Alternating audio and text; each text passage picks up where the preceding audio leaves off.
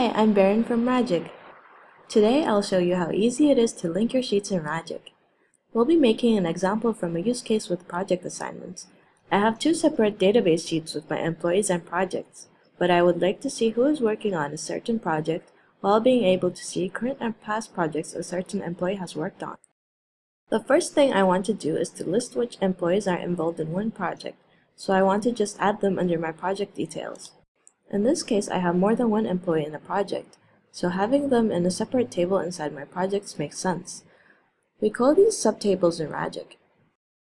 Normally, I would have to write everything manually, but in Ragic I can actually link data from an existing form. For this case, using the link and load is the best fit because I want to select from my employees' names to assign them into a project, which is the link field.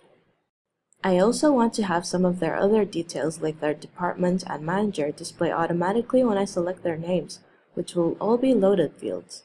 I would like to have an identifying field for what these employees do in this project.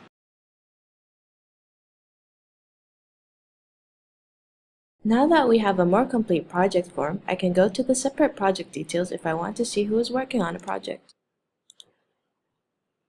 But what happens if I want to be able to see every project a certain employee has worked on? To have this type of data, I would have to be able to access everything written on the subtable I just created for all my projects. To do this, the best type of linking is creating a new sheet for my subtable, so that everything written in my assignment subtable in different projects will populate my assignment sheet.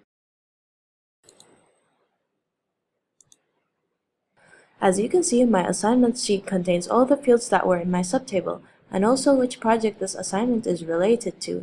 So if I want to filter for an individual, I can see which projects they ever worked on. Thank you for watching. In the next video, we will continue to explore other linking options in Ragic.